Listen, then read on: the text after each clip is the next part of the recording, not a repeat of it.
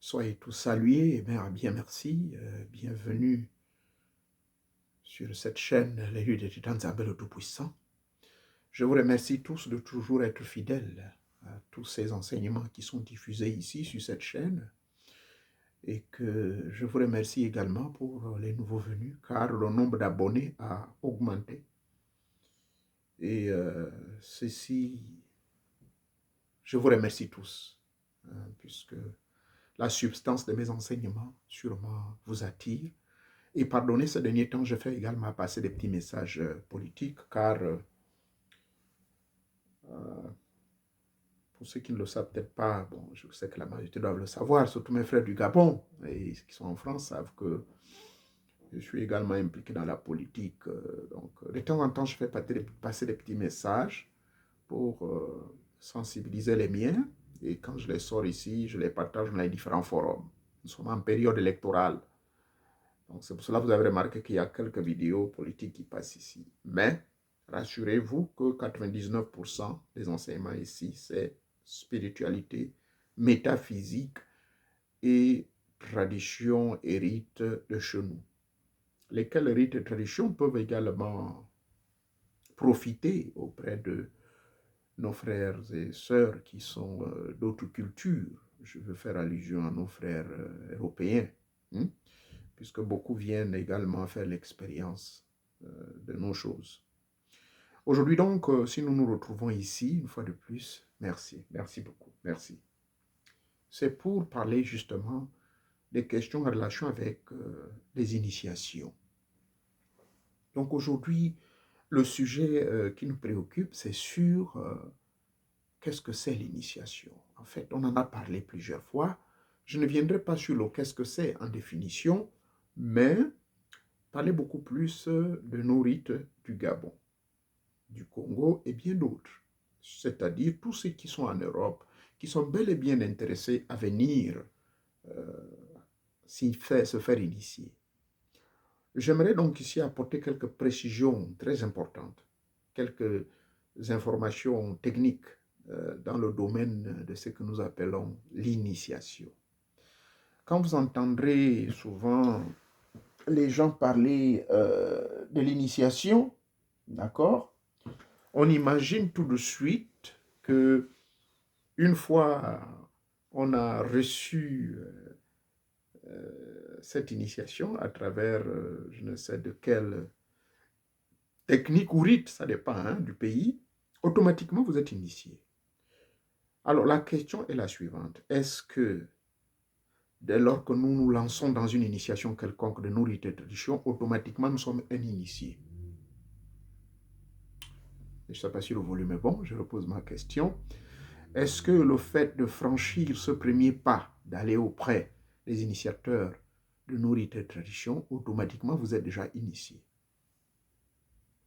Cette question-là a été posée parce que il y a beaucoup de personnes qui sont allées là-bas, je parle du cas du Gabon, qui sont allées vivre ces initiations et à la fin, ils n'ont pas vu ce qu'ils escomptaient. Parce qu'il y a même certains qui sont allés loin jusqu'à dire que nous aimerions être comme vous, maître Onouvier. Oh là là. Alors, être comme moi, ben, je vais vous expliquer, je vais répondre à cette question. Le cheminement spirituel, l'initiation, c'est un grand chemin. L'initiation, premièrement, il faut le retenir, c'est se lancer dans le commencement. C'est se lancer dans le commencement de l'apprentissage, de rentrer dans l'école de la connaissance. Et cette école de la connaissance, il y en a plusieurs. Hein? Il y a les écoles de la connaissance conventionnelle, par exemple. On peut vous initier dans l'informatique. On peut vous initier dans la mécanique. Ce n'est pas du jour au lendemain que vous allez devenir un mécanicien. Non. On doit vous montrer tous les rouages. Maintenant, si vous voulez devenir mécanicien dieseliste, hein, vous allez en Allemagne, ils ont les meilleures écoles. Vous irez apprendre la mécanique diesel. Si vous voulez maintenant apprendre la nouvelle mécanique électronique, celle qui est beaucoup plus basée sur, n'est-ce pas, les véhicules qui vont désormais, d'ailleurs c'est l'objectif du gouvernement américain, c'est de faire que d'ici 2025, plus la moitié des véhicules aux États-Unis seront électriques. Si vous voulez vous lancer dans ce genre de mécanique, il vous faut une initiation. Ça veut dire qu'il faut du temps. Il faut qu'on vous donne des outils de tout comprendre. Donc, dans nos rites et traditions, quand on vous parle d'initiation, là, il y a 1001 voies dans ces initiations. Vous ne pouvez pas du jour au lendemain, une fois vous avez pris le bois sacré, d'accord, vous avez consommé ça, je vais essayer de vous exhiber ce que j'ai ici, là. Oui. Voilà. Donc, une fois, bon, c'est là-dedans où je conserve les miens, hein, ça, chaque conteneur est 1,5 litre. 1,5 litre, 1,5 litre de liboga. Alors, quand vous avez cette quantité de liboga, hein, c'est 1,5 litre, celle-ci que je vous montre, elle est en poudre. Ça a été déjà époudré. Vous voyez, c'est là. Vous allez consommer au moins, ok, ouais, c'est le bon dosage.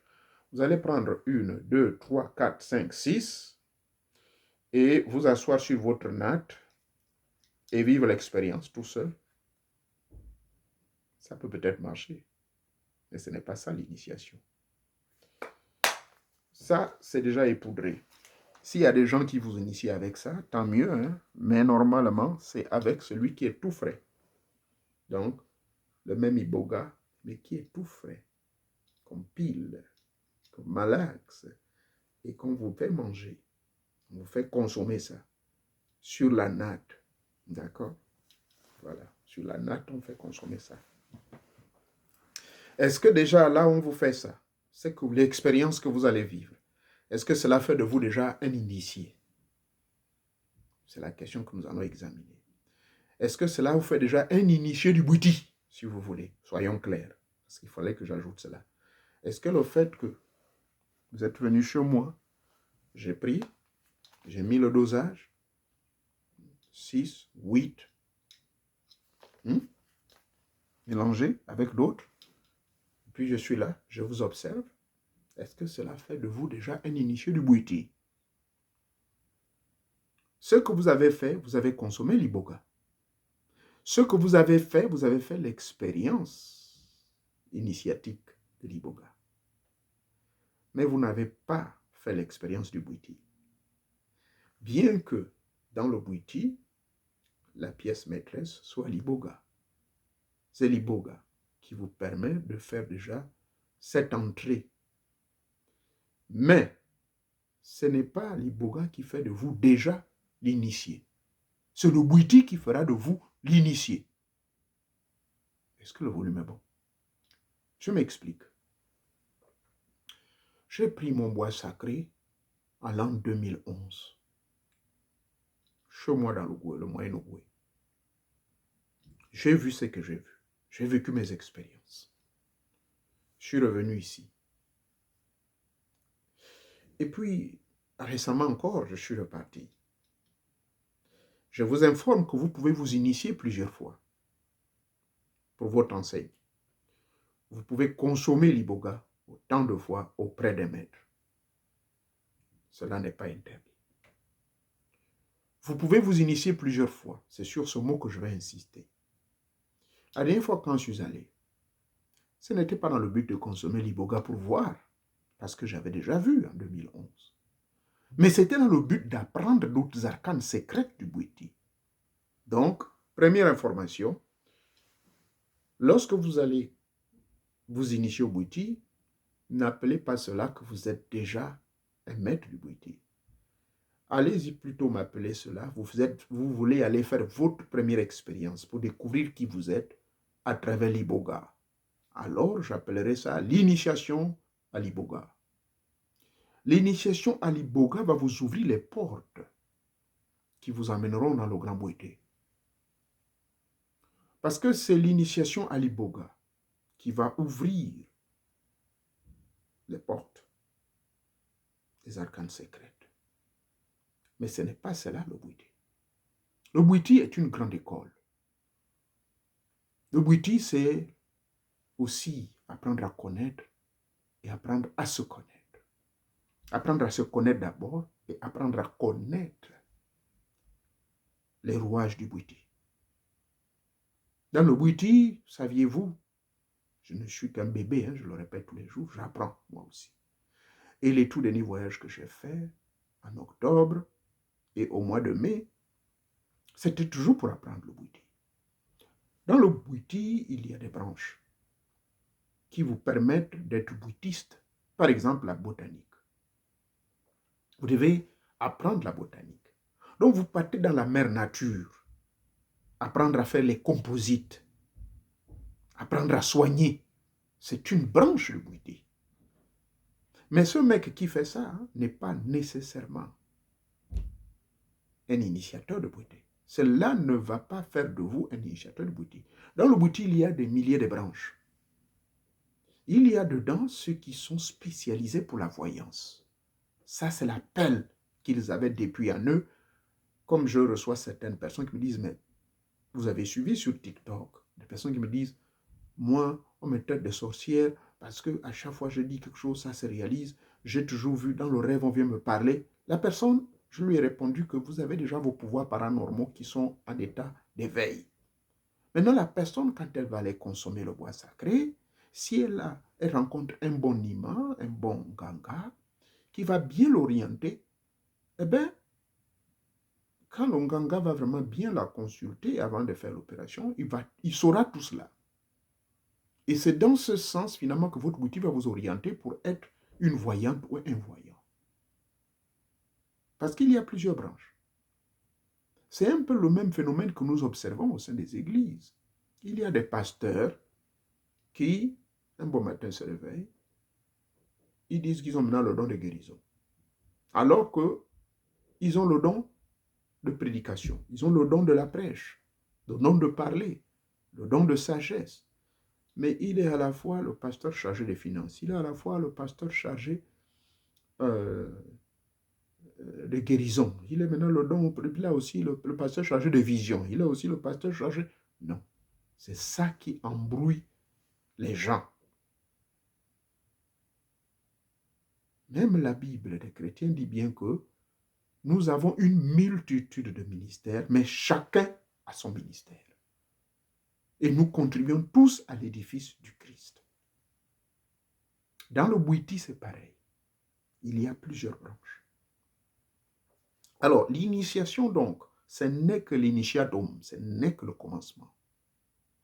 Ne pensez pas que tout de suite, quand vous avez initié, que vous êtes devenu maintenant un initié confirmé du Bwiti.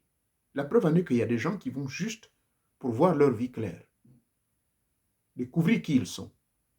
C'est l'initiation de l'Iboga. Donc, l'initiation de l'Iboga vous ouvre cette route-là. On ne doit pas confondre tout. Un véritable initié du Bwiti, il maîtrise un domaine bien donné. Il y a des cas rares où on a vu certains qui maîtrisent pratiquement tout.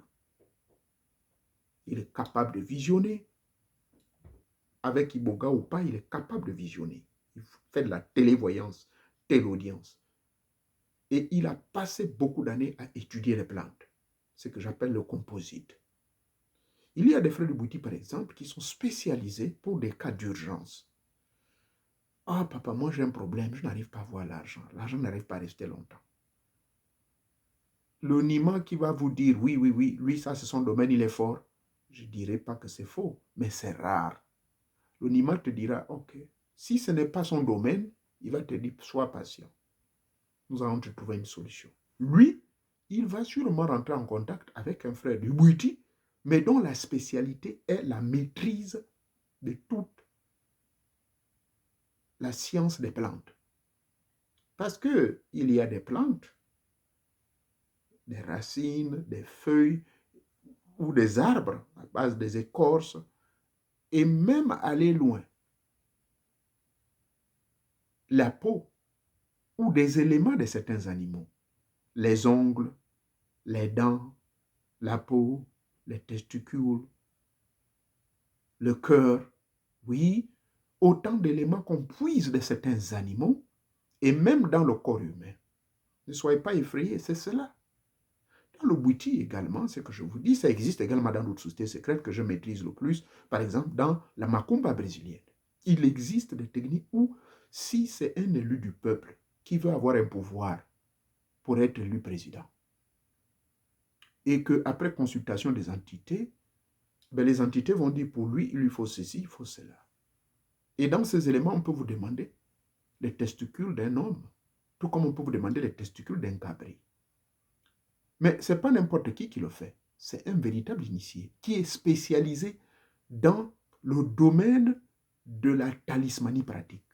C'est comme ça qu'on appelle ça en bon langage, en parapsychologie, dans le français, des sciences occultes. Talismanie pratique. C'est-à-dire que c'est un frère soit du Bwiti ou de la macumba brésilienne ou du voodoo, mais qui maîtrise la fabrication des talismans. Mais pour fabriquer ces talismans, il y a des éléments qu'il réunit là-dedans. Ça, dans le cas du Bwiti, il y a des frères qui sont spécialisés pour ça. Dans le cas du Bwiti également, on va vous apprendre. Moi, je l'ai appris. Et c'est là, le dernier voyage que j'ai fait, c'est pour maîtriser la technique de scarification. Demandez à un Bwitiste ce qu'on appelle la technique de la scarification.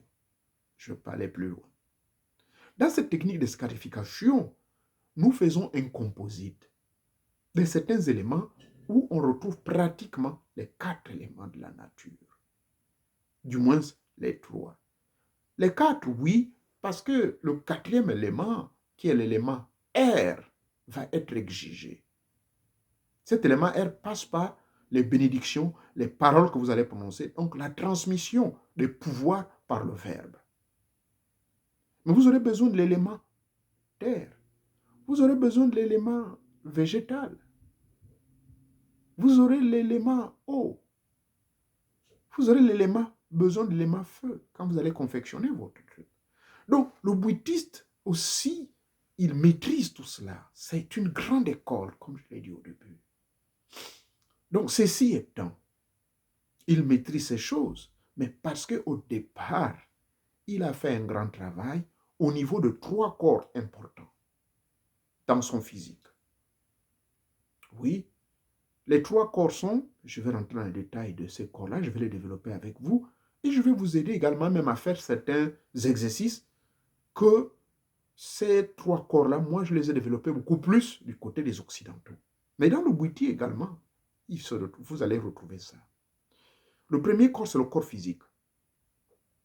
Dans le bouddhisme, on va vous dire que pour être un bon bouddhiste, il faut être un homme endurant. Il faut être physiquement fort. Oui, il faut être en mesure d'endurer la faim, endurer la fatigue, endurer la soif. Voyez-vous? Et même, il arrivera des moments où on vous demande de jeûner.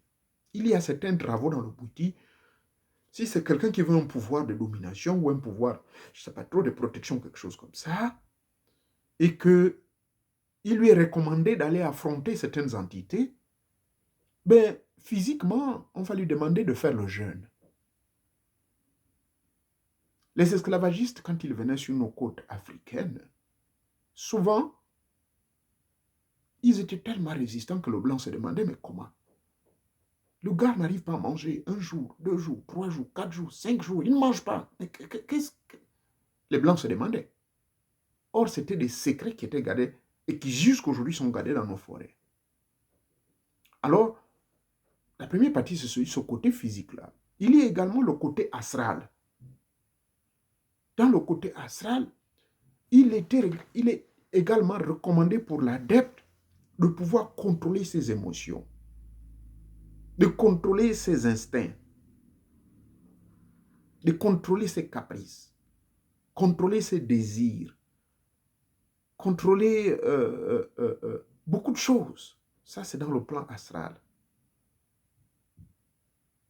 Parce que le bois, quand vous allez consommer le bois, quand vous allez travailler sous l'effet du bois, tout ce contrôle est important. N'est-ce pas? Il y a également le côté mental.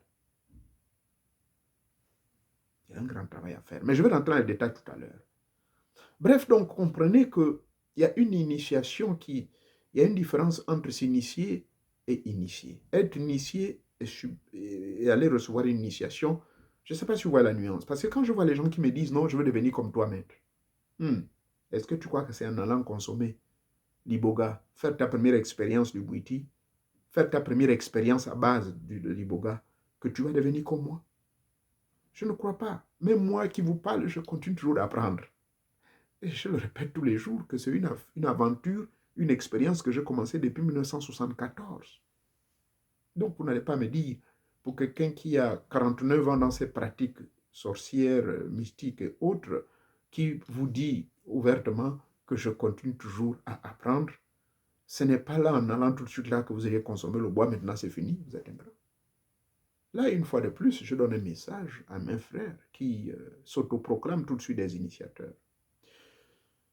Parlant justement de celui qui va être initiateur, ce n'est pas interdit.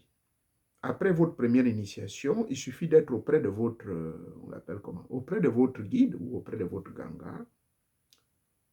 Il va vous demander d'observer certaines parties du corps du banji ou de l'initié.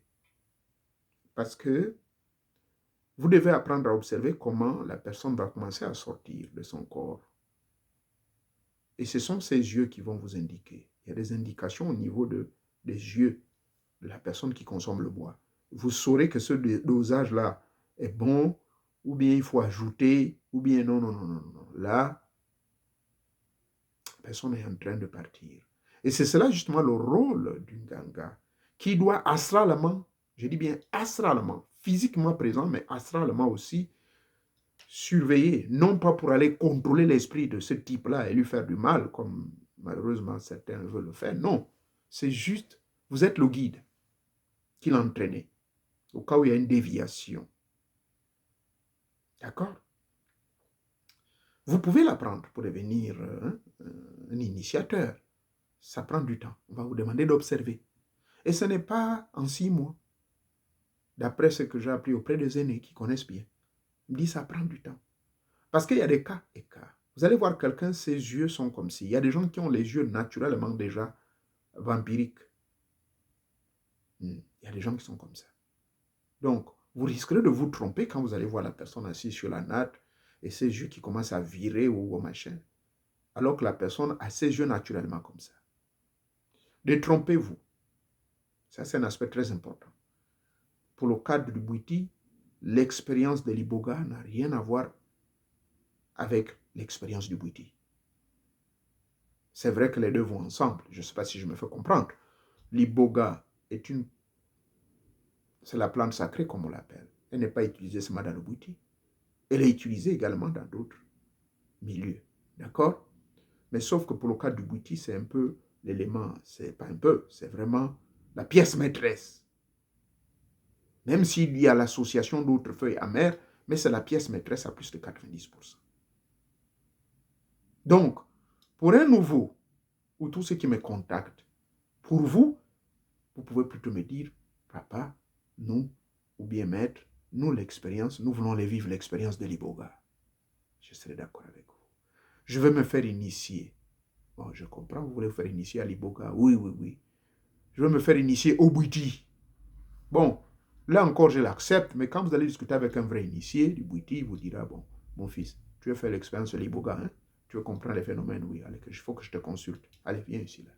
Il va faire la consultation, il va voir, blablabla, et il va vous dire avec tout ce qui se passe, vous ferez votre confession, et puis, pamphle, hein, il vous fera faire l'initiation. Maintenant, au retour de là, il ne faut pas tout de suite dire que non, je suis déjà un initié du Bwiti. D'abord, si vous êtes initié par un vrai connaissant, celui dont le Bwiti a transcendé, il vous dira, évitez de trop parler de ça. C'est une expérience personnelle. Le Bwiti est une expérience personnelle. Mais cette expérience a été sanctionnée par la consommation de l'Iboga. Maintenant, si vous voulez approfondir, vous pouvez revenir. Moi, c'est ce qui m'a été dit en 2011. Mais comme j'étais bloqué à cause des événements de 2016, et c'est ce que j'essaie de faire désormais tous les 6 mois, c'est l'une de mes missions, c'est repartir de temps en temps. Et là, j'apprends beaucoup de choses. Maintenant, il y a certains frères du Bwiti qui me disent, mais ce n'est pas possible, mais ce Bwiti-là tente à disparaître, pourquoi vous êtes trop intéressé à ça alors que c'est un Bwiti dangereux? Désinformation. Désinformation. C'est-à-dire, je choisis d'approfondir le Bwiti Ndiya. Pour la simple raison que les pratiques occultes que je fais auprès des Brésiliens, des Indiens, des Amérindiens, auprès des Chinois, auprès des Mexicains, c'est de la haute sorcellerie, c'est de la haute magie. Ça ne blague pas. Oui, je ne peux pas vous le cacher, on demande jusqu'à sacrifier des êtres humains dedans. Donc, je suis déjà à ce niveau où je m'en fous. S'il faut sacrifier un être humain pour pouvoir aider un autre être humain, il y a des lois cosmiques, mystiques qui l'autorisent. Maintenant, je ne veux pas ici que vous veniez comprendre ici que, oh, mais papa, dans ce cas, c'est dangereux ce que vous dites. Non, non, il n'y a rien de dangereux. Je vous ai dit dans les sciences occultes, dans la spiritualité, il y a des degrés. Et ça dépend de votre demande. Il y a des demandes qui équivalent à X ou Y sacrifice à faire. Ça, vous n'allez pas en vouloir quelqu'un. Voyez-vous, il y a certains, par rapport à la question sur les chefs d'État qui, en dehors de leur religion, tout comme je l'ai expliqué là dans la religion précédente, lui, il a besoin de pouvoir. Il va aller voir qui? Si vous avez bien suivi cet enseignement, la vidéo, elle est là. Hein? Ça ne fait seulement que 24 heures, bientôt 2 jours. Là. J'ai dit quoi? Le président est obligé de travailler avec les plus grands sorciers autour. S'ils ne sont pas autour de lui, il doit se renseigner. Et il va être guidé vers les grands sorciers qui maîtrisent les grands pouvoirs. C'est pour ça que je vous ai toujours dit que pour être un bon président, il faut être un bon sorcier. Sorcier au sens positif. Mais dans cette sorcellerie, le bien et le mal vont ensemble. Vous n'allez pas avoir peur parce qu'on va vous dire non, il faut sacrifier une vache. La vache que vous sacrifiez, cette vache a une âme. C'est un être vivant. Voilà pourquoi, dans la pratique des rites ancestraux, surtout, je vous amène à l'Égypte antique, les bêtes qui étaient choisies pour des sacrifices, souvent, ces bêtes-là allaient volontairement après un rite de supplication, de prière faites par des prêtres. Vous lirez le livre de Lévitique, c'est la même procédure. Ceux qui ont la Bible, allez-y lire, vous verrez. C'est le sort qui est lancé. Donc, quand le prêtre a fini de prier, les esprits de l'au-delà, donc les maîtres invisibles, ce qu'on pourrait appeler peut-être les anges ou Dieu, appelez-le ainsi, vont lancer le sort. Et la bête viendra tranquillement poser la tête sur l'abattoir. Chez les frères musulmans, on appelle ça la viande halal. Demandez-leur, demandez à un musulman, il va vous expliquer. Quand ils prennent les vaches qu'ils découpent, il y a des prières. On ne prend pas ça et on force. Parce que si vous forcez la bête de venir à l'abattoir, dans ce cas, vous aurez un problème. Cette viande que vous allez consommer va vous rendre malade. Et c'est à un moment donné, on nous parlait des mâts de chaos, la folie des vaches, les vaches folles. Mais ces vaches folles, pour la plupart, c'est vrai qu'il y avait des produits chimiques. Mais lorsque la vache résiste, elle ne veut pas être abattue. Qu'est-ce qui se passe? Elle dégage des énergies nocives, négatives, dans son corps. Lesquelles énergies résultent de son refus de se faire abattre, des injures, de la colère qu'elle exprime, que laissez-moi, laissez-moi, mais c'est parce que vous ne rentrez pas dans le langage de la bête qu'on tire. C'est une parenthèse. Alors, je disais comment je choisis le Boutindia. Le Boutindia parce que, bon, mais vous verrez que si vous parlez de Boutindia auprès de n'importe quel jeune du Bouti, vous dites, oh, ça, oh, le Bouti là, on tue les gens. Moi, je ne sais pas là où est-ce qu'ils sont allés prendre ça. Qu'on tue ou on ne tue pas, en tout cas, c'est des choses qu'il ne faut pas dire. Mais c'est une branche du Bouti. Tout comme il y a des gens qui choisissent dans Misoko. Si vous partez dans le Misoko d'Isumba, il y a des gens qui peuvent choisir de tuer, ça n'engage que si nécessité y est. D'accord? Bref, si j'ai choisi le Bouti d'Isumba, le Bouti Ndia comme ma dernière, comment dirais-je, la branche à laquelle je suis très intéressé, que j'étudie, que j'expérimente, c'est parce qu'elle correspond à ma personnalité. Si j'ai choisi les arts martiaux, ça ne date pas d'aujourd'hui, hein. J'étais encore tout petit. Hein. Ah oui, j'ai observé l'histoire des arts martiaux à partir du samouraï, à partir des épées, on tranchait les têtes. Pour quelle raison? Un vrai homme ne doit pas accepter qu'on tue les siens, ne doit pas accepter qu'on touche, qu'on tape ses enfants. Jamais. Donc, c'est cet esprit qui, avec le temps, j'ai évolué avec. Malgré ma gentillesse, rassurez-vous, je suis ce que je suis. Dieu a créé le bien et le mal. Dieu tue et Dieu donne la vie. Mais si vous amenez un tel langage auprès de nos frères religieux, ils vont vous prendre de fou. Ils vont dire que vous êtes dangereux. Bref, donc pour conclure sur ce chapitre-là, l'expérience de l'Iboga ne fait pas de vous nécessairement un grand initié du Bouti. Parce que dans le Bouti, il y a plusieurs branches, il y a plusieurs écoles, et ça demande le temps. Maintenant, je veux parler de manière générale en ce qui concerne ces trois choses qu'il faut maîtriser. Et que lorsque vous allez vous retrouver auprès d'un véritable initié de n'importe quelle école, il vous dira qu'on doit vous préparer physiquement. Et dans le cadre du Bouti, ce sont les cérémonies de danse, ce sont les pas, ce sont d'autres choses qu'on vous fait faire.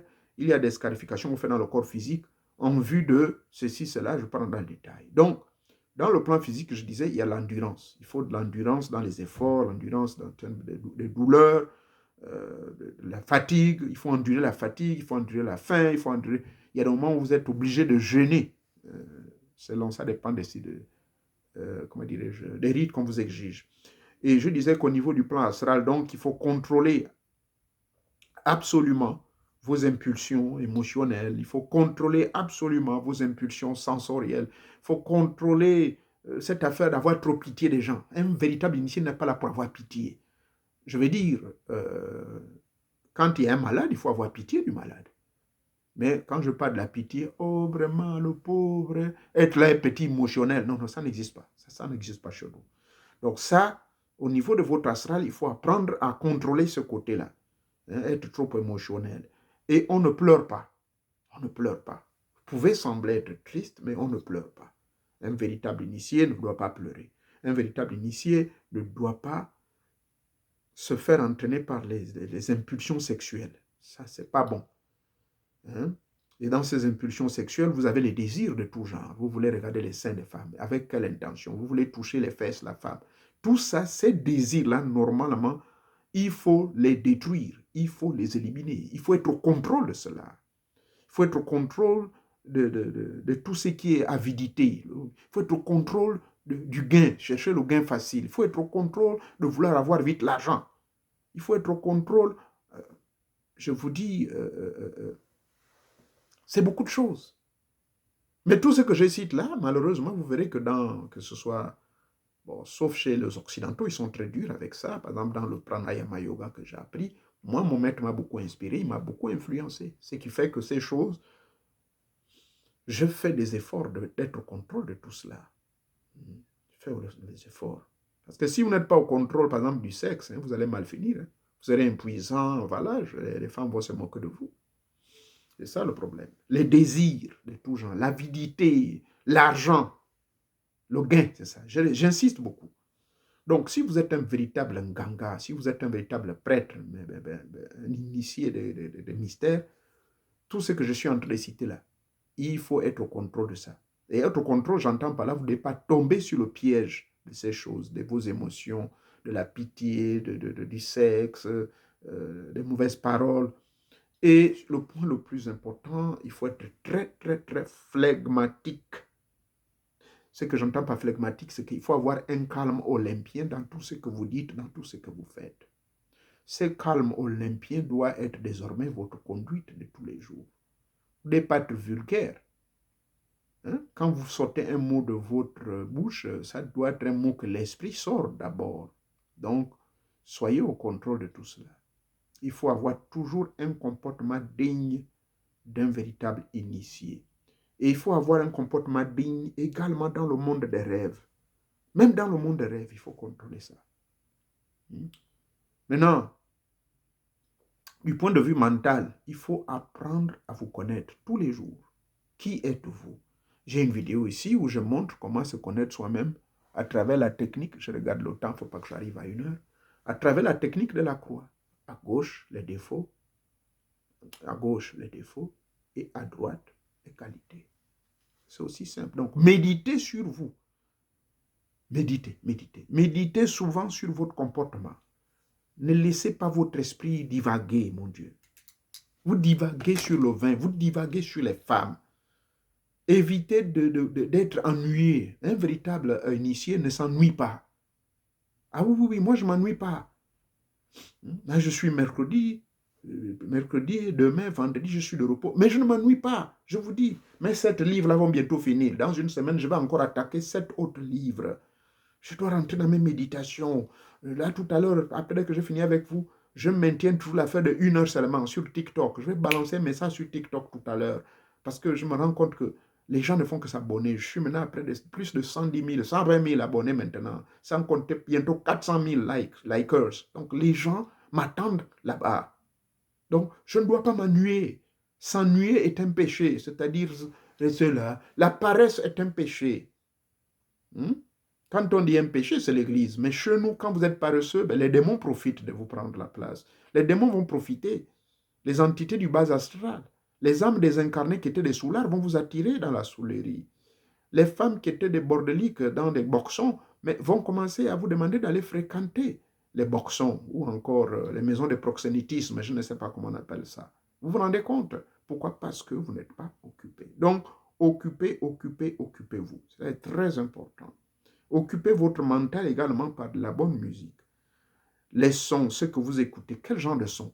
Est-ce que vous écoutez la musique des fous, de ces enfants-là qui parlent de drogue? Moi, vous allez être surpris, j'écoute du rap, mais pas n'importe qui. J'écoute le rap du petit, là, Drake, le petit Canadien, là. Bon, il passe plus de temps ici. Là. Drake, parce que je peux écouter ses lyriques, je peux écouter son message. Mais un petit comme Lil Wayne, allez-y savoir, il parle de quoi? Mais si vous écoutez ces chansons-là, mais c'est grave. Vous allez spirituellement vous connecter dans sa dimension.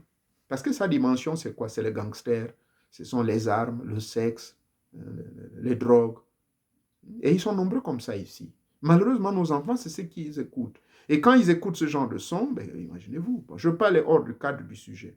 C'est ça aussi l'initiation. L'initiation, c'est aussi le savoir-vivre de tous les jours. L'initiation, comme je vous l'ai dit, ça passe par la sensibilisation et des paroles qui viennent d'un sage. Il vous initie aussi.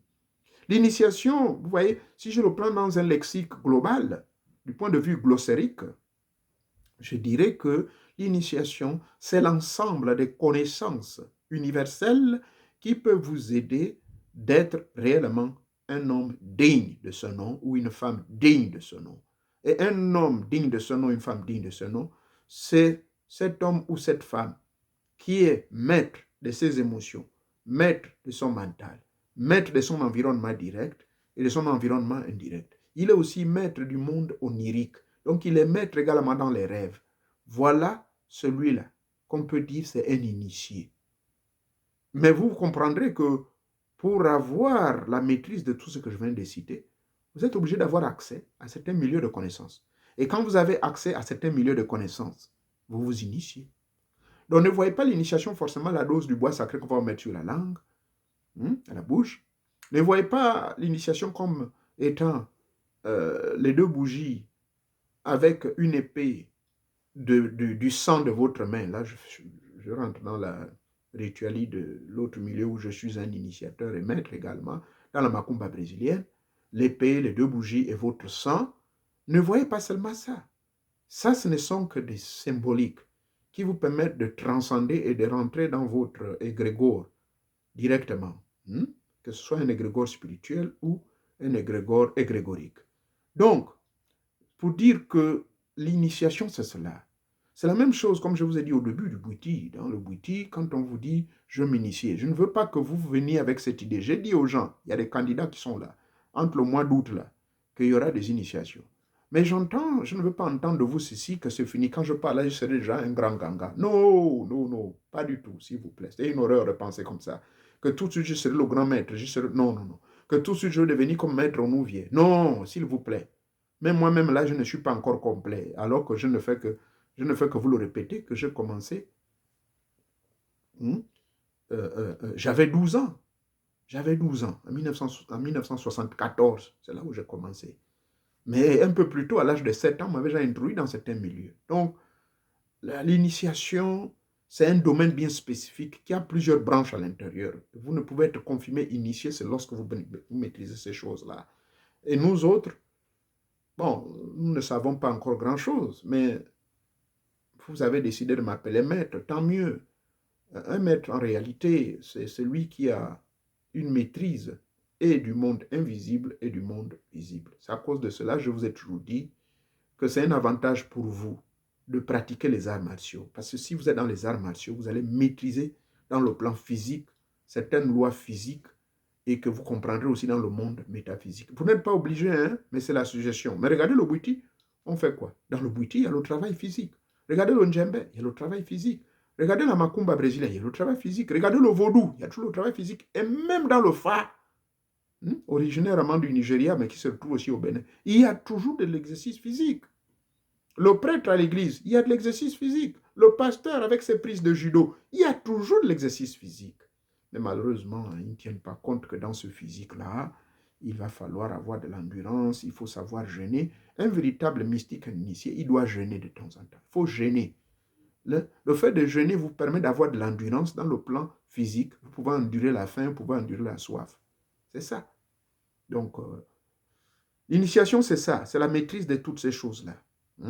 L'initiation, c'est ça. N'est pas seulement connaître. J'ai été transcendé par le yoga. J'ai été transcendé par le Qigong. J'ai été transcendé par le pranayama yoga, par le tantra yoga, le yoga de la maîtrise et du contrôle des énergies sexuelles et de transformer ces énergies sexuelles en énergie spirituelle. C'est des exercices que je montre aux gens.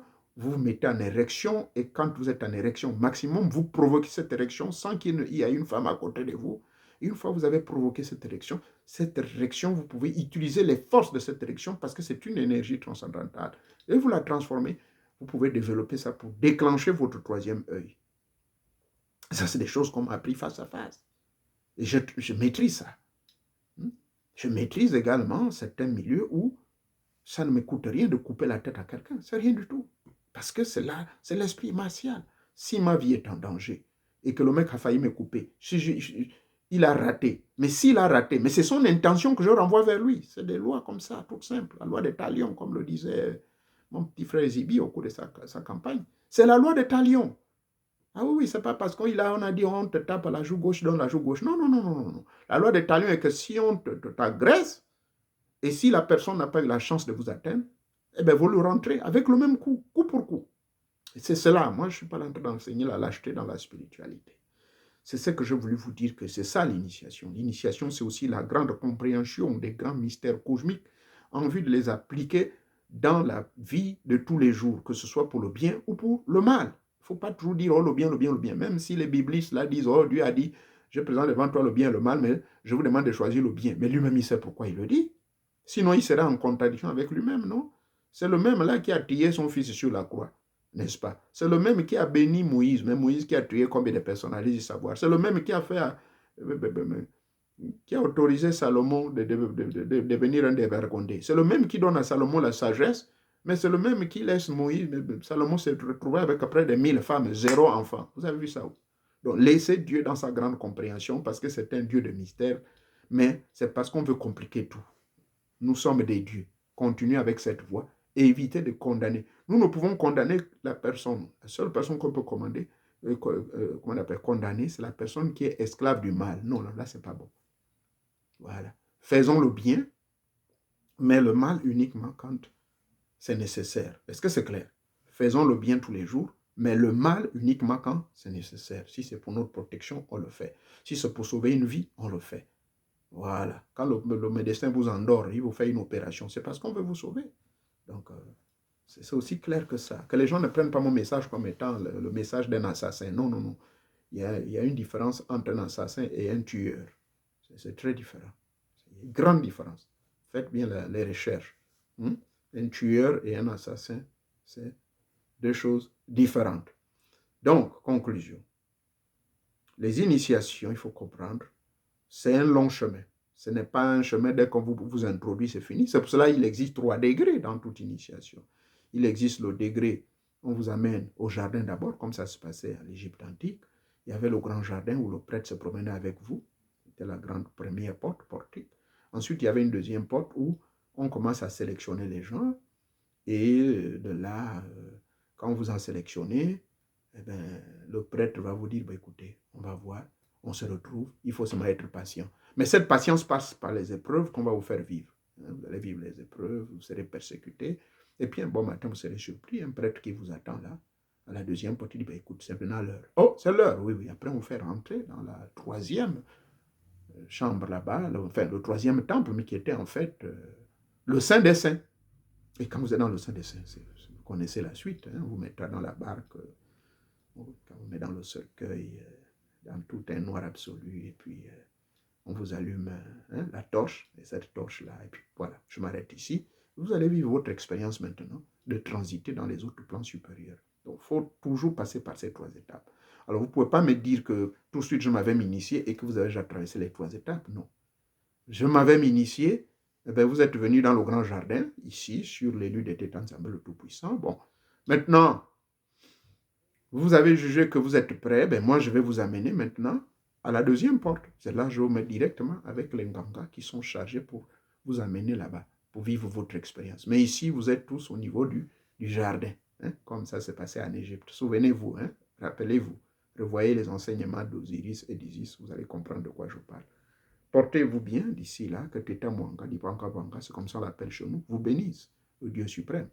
Et que tout ce que j'ai dit, j'espère que ça n'a pas offensé quelqu'un. Veuillez bien donc analyser ma vidéo avant de porter un jugement. D'ici là, portez-vous bien. Que Teta Mwanga vous bénisse. Merci beaucoup. Merci. Merci.